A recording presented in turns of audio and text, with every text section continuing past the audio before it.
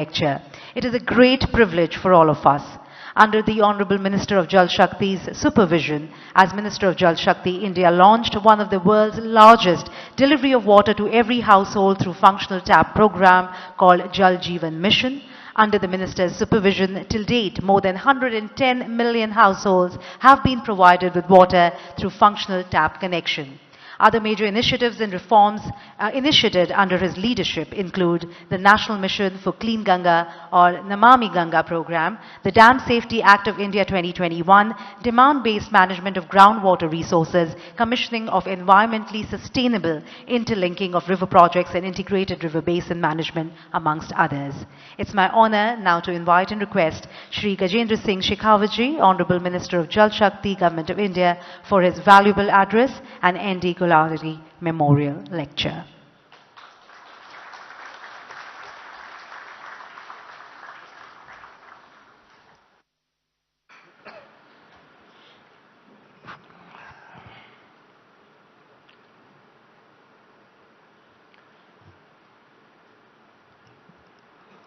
Honorable CM of Andhra Pradesh, my dear friend, Shri Jagan Reddy ji, Chairman ICID, Professor Raghav, Honorable Minister of Water Resources, Andhra Pradesh, Shri Ambati Rambabu ji, Health Minister, Srimati Rajini ji, Minister IT, Godiwada Amarnath ji, Chairman Central Water Commission, Shri Kushwinder Vora ji, Secretary General of ICID, Mr. A.B. Pandya ji, my colleague from Government of India and various state governments, delegates from different parts of the world, ladies and gentlemen. I am truly honored to address this distinguished gathering at the 25th International Congress of ICID.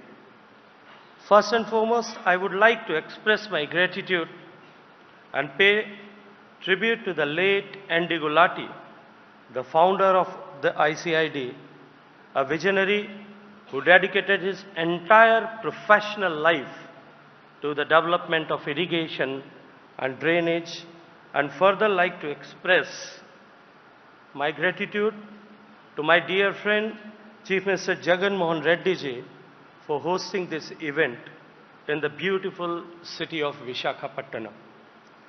India truly believes in the concept of universal brotherhood and collective wisdom, and always contributed for betterment of humankind. India has always played an active role in such collaborative scientific endeavors. India has been hosting the Secretariat and headquarters of ICID in New Delhi ever since its inception. And for many of Indian government officials and experts, it has been a prestigious organization to work with. The theme of this Congress, Tackling Water Scarcity in Agriculture, addresses the pressing concern which affects us all, and we are committed to address it through multifaceted approach. As we reflect on India's progress since independence, it is evident that we have come a long way in water sector. As a founding member of ICID, India has actively participated in shaping the global discourse on irrigation and drainage engineering. It's a well-established fact that irrigation can enhance agriculture productivity by increasing crop yields, improving crop quality, extending the growing season, reducing the risk of drought, and enabling crop diversification. However, unplanned irrigation also poses some inherent threats to agriculture, such as increasing waterlogging, soil salinization, soil erosion, nutrient leaching, etc.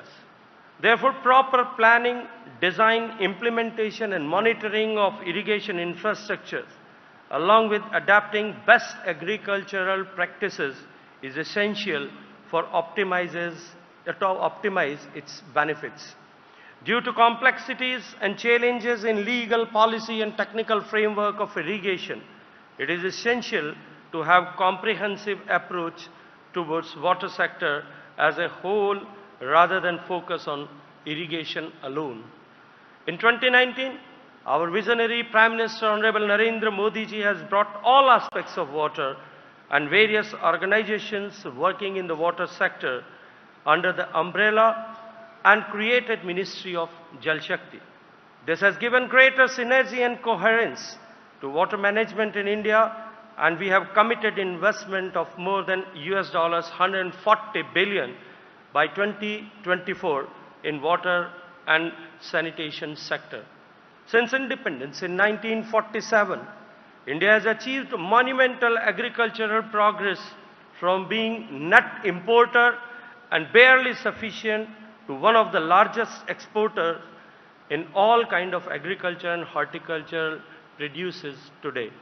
Irrigation plays a crucial role in India's journey, ensuring water availability and boosting crop yields and becoming food surplus nation.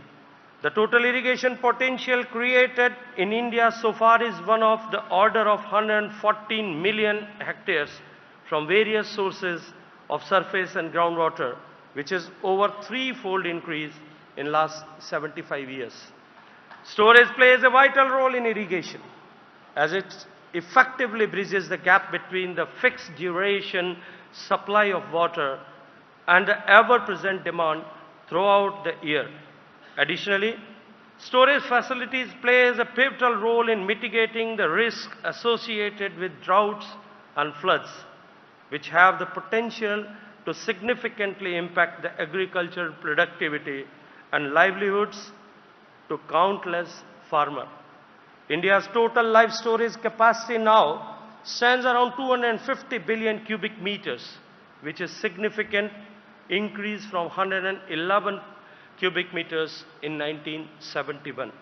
However, due to the requirement for feasible sites and a high capital investment and rehabilitation and resettlement costs, it is becoming more and more challenging to create new storage reservoirs. In this context, it is essential that we manage our storage in more prudent and efficient manner.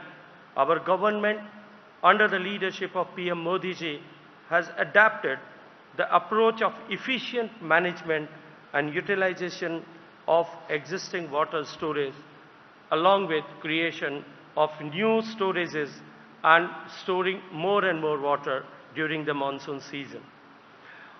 With the active involvement of all stakeholders and integrated reservoir operations, with the intent of enhancing physical access of water on farm, expand cultivable area under assured irrigation, and improving on-farm water use efficiency.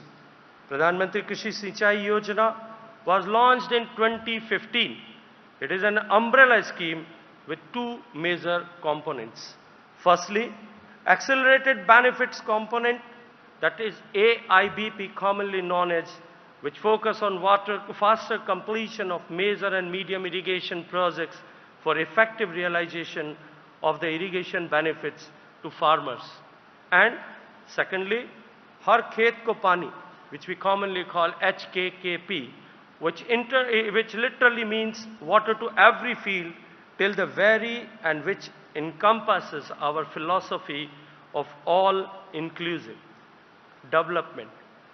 Under the HKKP, we are promoting command area development and water management.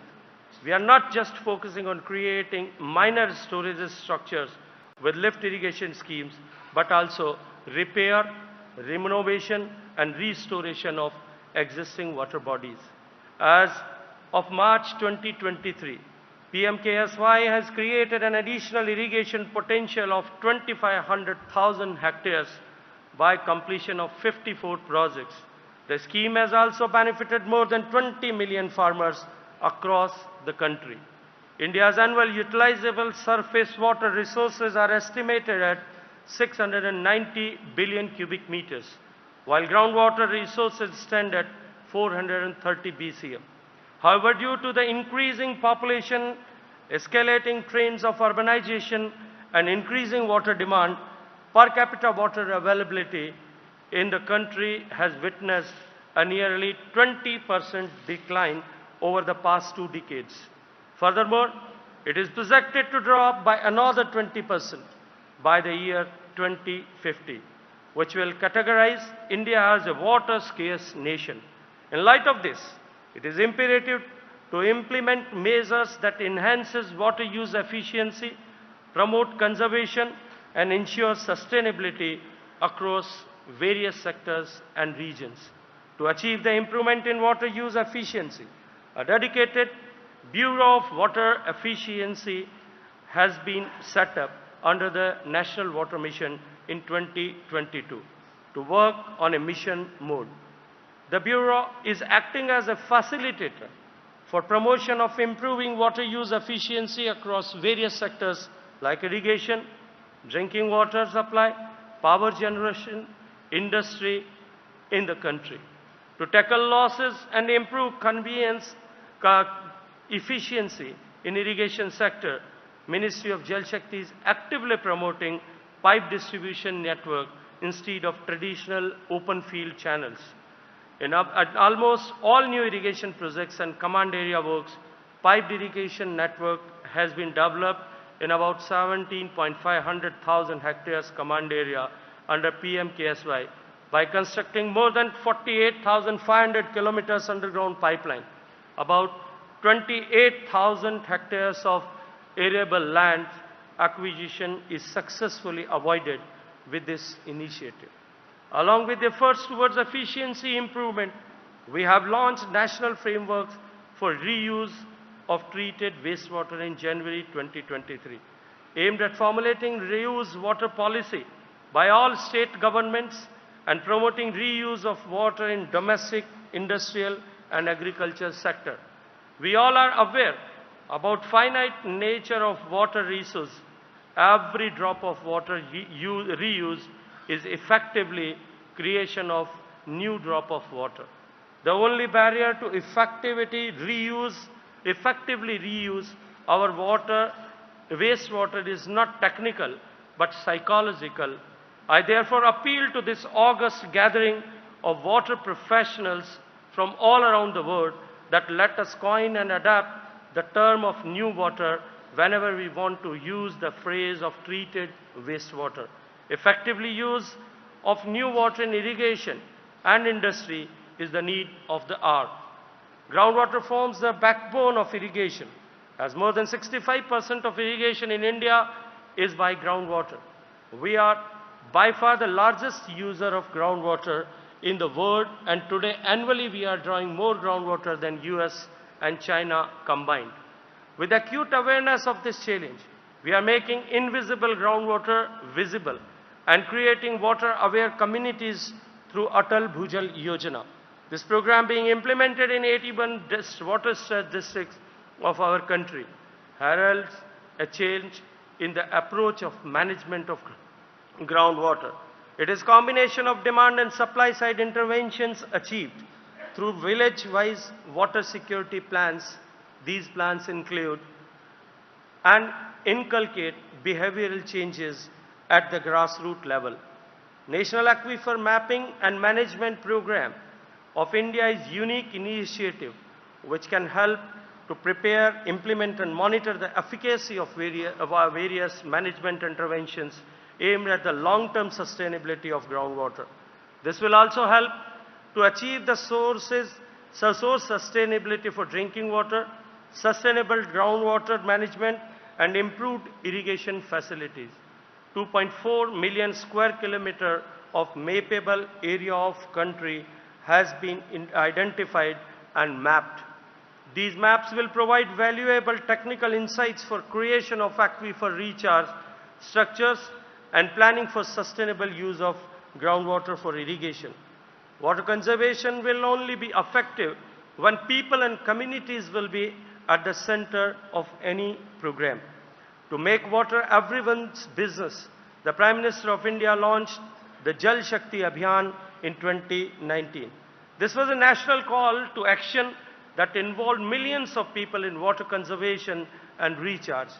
The overwhelming response that we received has encouraged us to make this an annual campaign prior to the rains and monsoons. States, local bodies and communities are being encouraged and supported to take up restoration of traditional water bodies, rejuvenation of rivulets, water conservation and rainwater harvesting, reuse and recharge of bore wells, watershed development and intensive afforestation with the catch line that catch the rain when it falls and wherever it falls. So far, more than 10 million water conservation works have been completed under Jal Shakti Abhiyan since its launch in 2019, all across the country with the help of convergence of government funds, CSR and community contributions. This mission has certainly strengthened participatory management of irrigation infrastructure in our country. Indian climate is characterized by fixed duration precipitation pattern in the form of monsoonal rainfall during June to September, which mentioned by my dear friend Jagan Reddy ji. Moreover, the changing trend of climatic patterns has already started affecting the precipitating pattern adversely.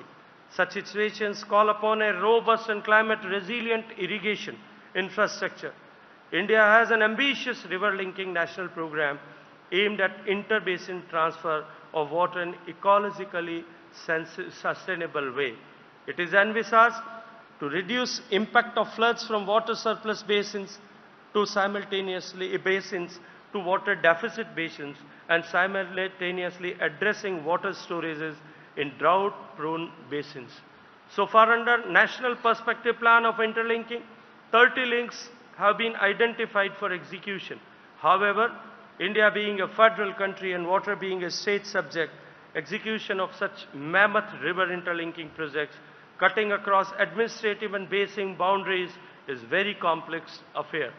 In this context, I am happy to mention that under the guidance of Honorable Prime Minister, the state of Uttar Pradesh and Madhya Pradesh came together and signed MOU for Ken and Betwa river interlinking projects with central assistance of more than 5 billion, which will provide annual irrigation to more than 1 million hectares and drinking water to more than 6.2 million people in the drought-prone regions of Bundelkhand in central area. Dams are the integral part of the irrigation system. History of dam building in India has long and glorious past. India's first dam, Grand Anaicut, was built on Kaveri River by King Karikalan of the Chola dynasty around 2000 years ago. The dam is still functional and irrigates millions of acres.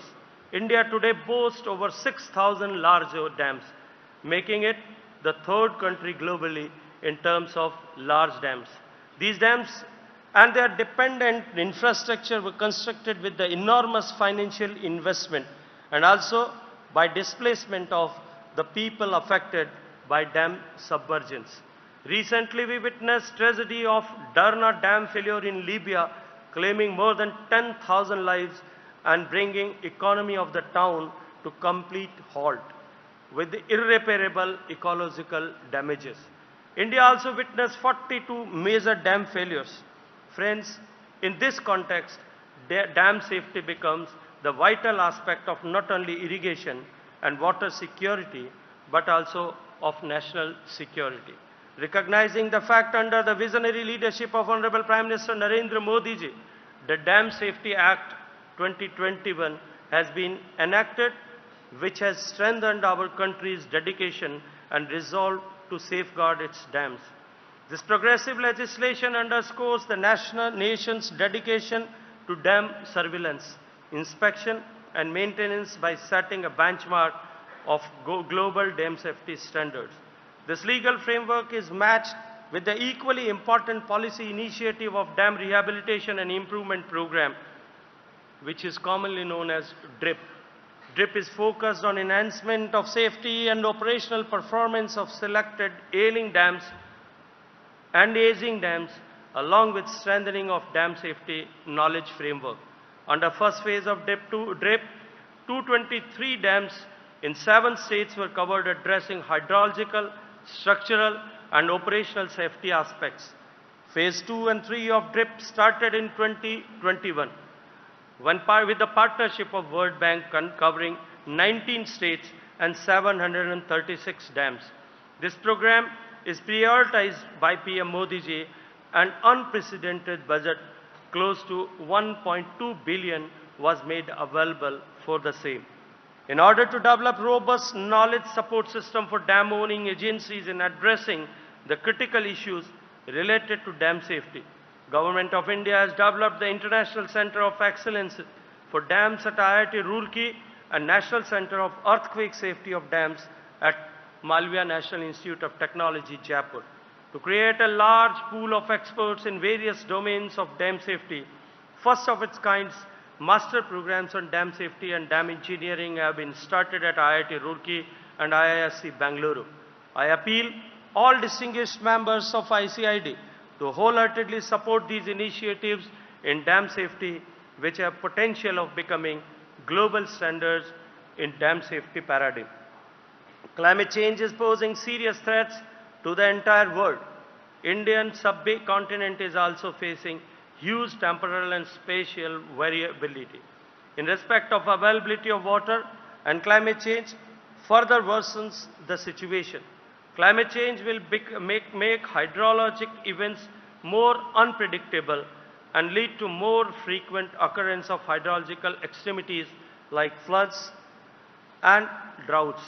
Various studies indicate greater expected loss in rabi crops, and every 1% of rise in temperature estimated to reduce wheat production by 4.4 or 5 million tons. Collectively, the impact of climate change, continuous rise in population and deterioration in water quality due to various anthropogenic factors could affect the Indian irrigation sector. India being the second most populous country, seventh largest country by area and the fifth largest country economy, but having only 4% of the freshwater resources of planet, is actually aware of our role in addressing the issue. Considering these potential threats, Prime Minister Modi and Prime Minister's National Action Plan on Climate Change has been continuously making various mitigative and adaptive climate resilient interventions. National Water Mission and National Mission for Sustainable Agriculture are the core of NAPCC. Prime Minister Narendra Modi ji, while addressing COP26 at Glasgow in November 2021, have introduced the concept of LIFE, which stands for Lifestyle for Environment. Soon this concept was followed into action agenda with the joint launch of Mission LIFE by UN Secretary General Antonio Guterres along with PM Modi in October 2022. Water sector is the heart of Mission LIFE, which aims the pro-planet people and call for individual as well as community actions apart from government interventions in addressing issues of climate change. Through various global initiatives and recently through G20 engagement, India have demonstrated our dedication to sustainable water management practices. This 25th National Congress on Irrigation and Drainage provide unique platform for us to share significant development in irrigation and drainage engineering. I urge all the participants and delegates that let us work toward tackling water scarcity in agriculture and ensuring sustainable future for generations to come. I extend my heartfelt gratitude to all the participants, organizers and partners for their contribution in making this Congress a resounding success. I once again thank Government of Andhra Pradesh and request all of you present here to think this sector holistically, and I am sure that with the rich experience of the people gathered here from all around the world and from all around the country will certainly going to improve and contribute for water security, not only in our country, because this is such a time when we have to work in unison, think together, act together, and build a safe future for the coming generations. Thank you very much.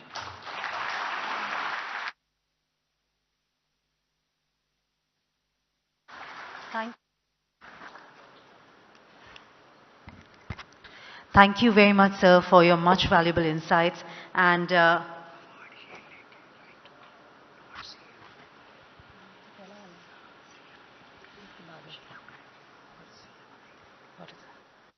Thank you. Sorry. Thank you very much once again to the Honorable Minister, sir. Thank you, sir, for your valuable insights and sharing with us all the initiatives that, in fact, a number of initiatives that India has taken to improve irrigation and water use efficiency in line with the vision of the Honorable Prime Minister. Ladies and gentlemen, today we will be releasing 3 ICID publications: an abstract volume of 25th ICID Congress. The abstract volume being released today focuses on tapping alternative water resources, increase irrigation water availability, and on-farm techniques to improve water efficiency to achieve our ultimate goal of more crop per drop. The second is the historical water sustainability, which covers the water conservation with a view to ensure its sustainability from older times, which can be adapted even in modern times for improving water use efficiency. And finally, the World Heritage Irrigation Structures. It covers details of heritage irrigation structures of 17 countries.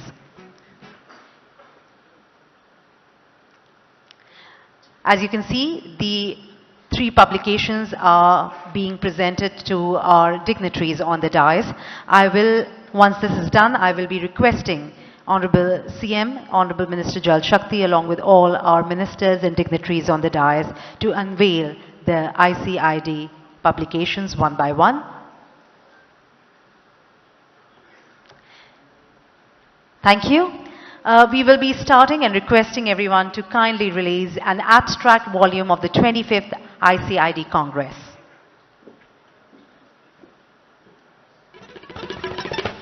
Ladies and gentlemen, let's put our hands together as you can see the abstract volume in front of all of us. A perfect moment for a photo opportunity, of course.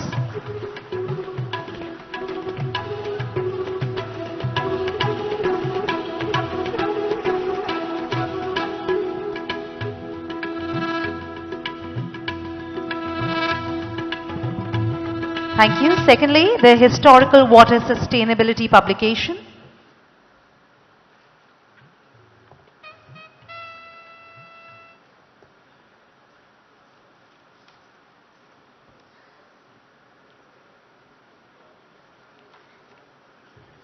And of course, we have the World Heritage Irrigation Structures. Now, as you can see, these are all 3 publications which are being released. Okay, the 2 of them together. The Historical Water Sustainability and Water Heritage Irrigation Structures. As you can see, the 2 publications in front of all of us. Ladies and gentlemen, once again, a combined round of applause right there would be really appreciated.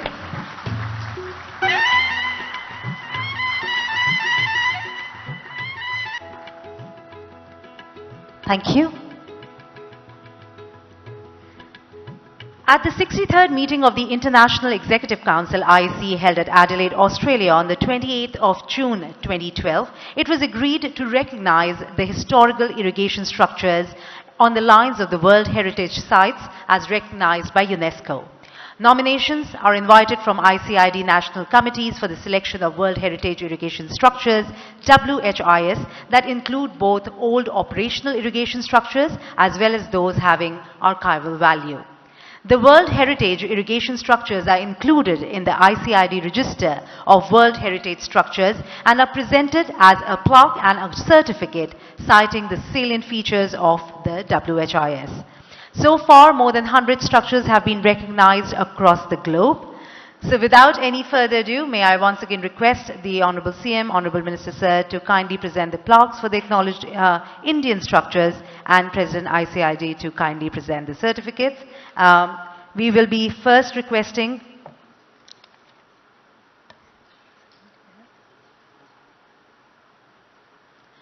the first presentation.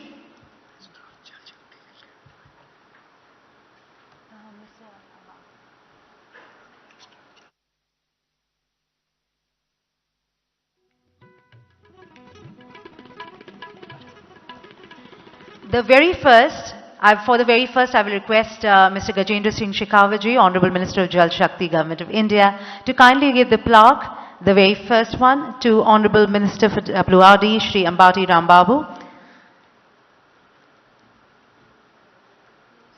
For Andhra Pradesh, WHIS, Prakasam Barrage, Old Krishna Anicut.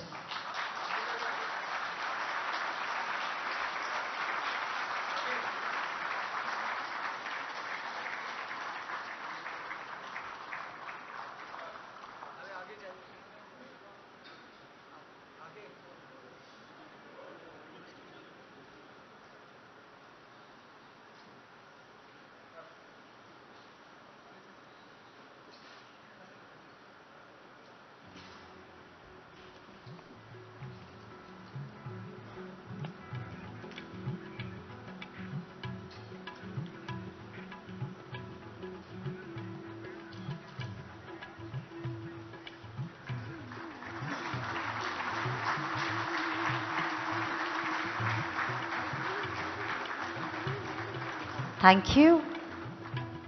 Next, can I please request Mr. Y.S. Jagan Mohan Reddy, Honorable Chief Minister, Andhra Pradesh, to kindly present a plaque and certificate to our Principal Secretary, WRD, Mr. Shashi Bhushan Kumar, and Engineer-in-Chief, Shri Narayan Reddy.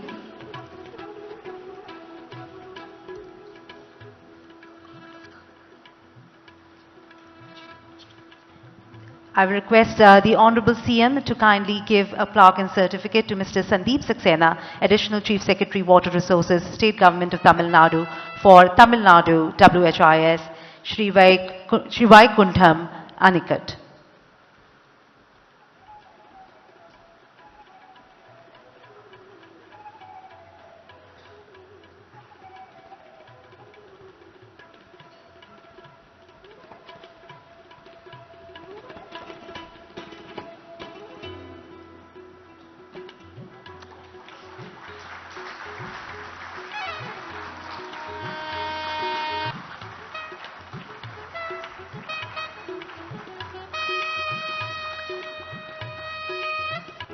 All the recognitions which are happening right here on stage, ladies and gentlemen, deserve a louder round of applause from everyone in the room, please.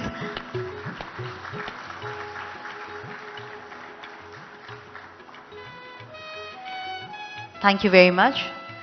We would request everyone also to put their hands together for Orissa, for which we also have two recognitions, which is for the Orissa WHIS Balidha Irrigation Project and Jayamangal Anicut. Thank you. Can we have a round of applause for these two projects, please? With that, we come to the very last segment right here on stage. I will be requesting Mr. Ashwin B. Pandya, Secretary General ICID, to kindly join us on stage to propose the vote of thanks.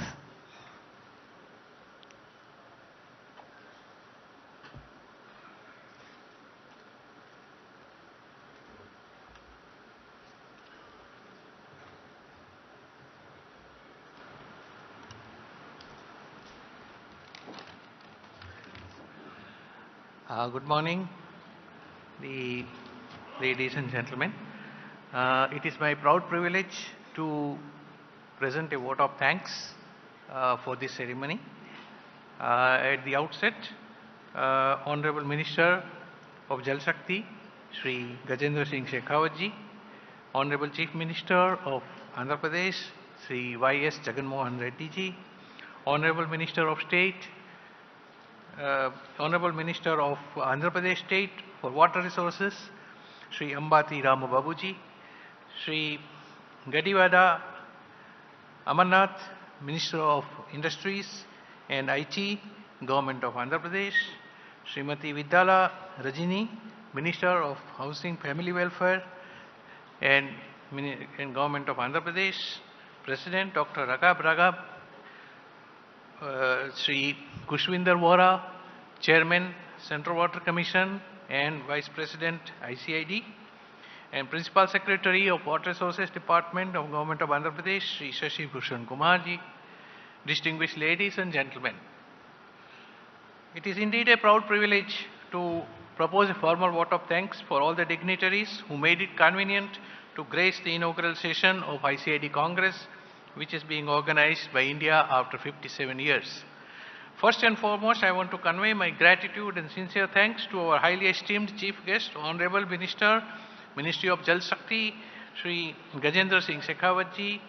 Our sincere gratitude for delivering ND Gulati Memorial Address on ensuring water and food security through climate resilient infrastructure, which he gave in great detail the importance awarded by the Government of India and the Government of all the states to the water infrastructure, which is a key concern of the communities at the world over and key highlight of the Congress events.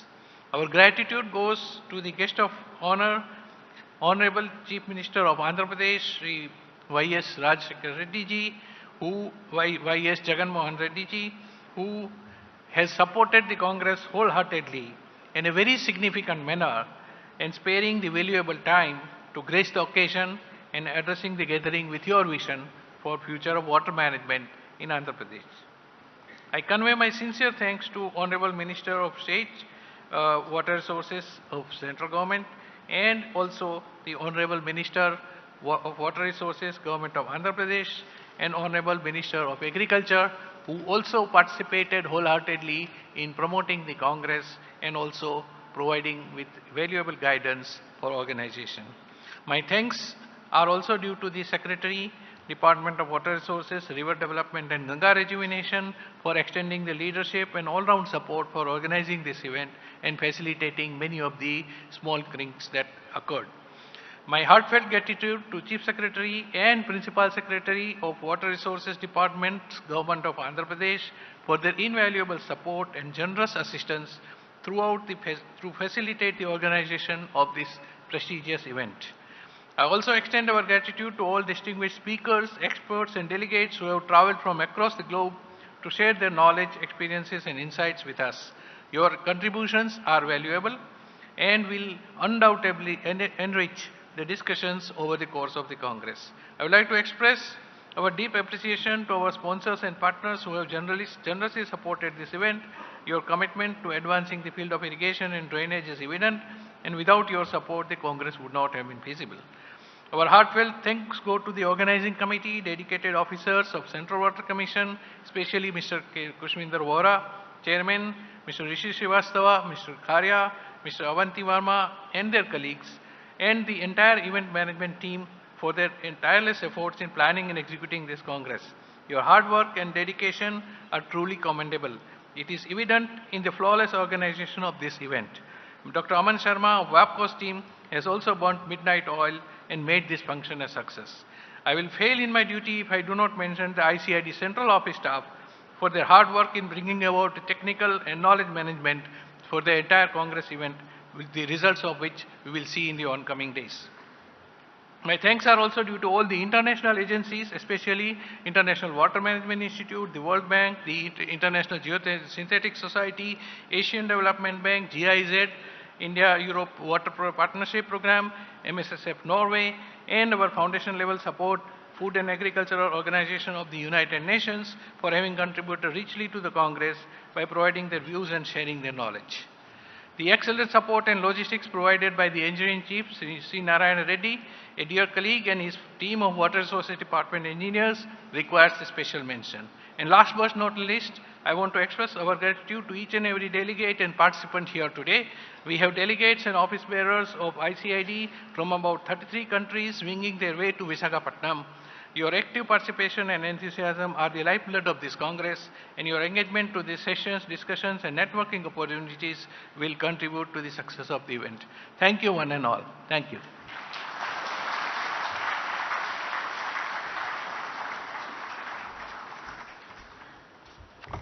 Thank you very much. With that, once again, a huge round of applause for everyone on the dais. Thank you very much, Honorable CM Sir, Honorable Minister of Jal Shakti, all our ministers on the dais and dignitaries. Thank you for being a part of the inaugural session. We'll request you all to please join us for tea. Ladies and gentlemen, can we have a huge round of applause for everyone here on stage, please? Once again, a heartfelt thanks to everyone who's taken time out to be a part of this session. Your presence has, of course, added immense value to this entire conference. We are deeply grateful for your unwavering support. We'll request everyone to wait for just a minute. We'll let the dignitaries make their way out. And then I will be requesting everyone to please join us for tea, which is being served right outside, on my right and on your left, in the lawns. Ladies and gentlemen, also we will request you to kindly be back here in 25 minutes time for the next session.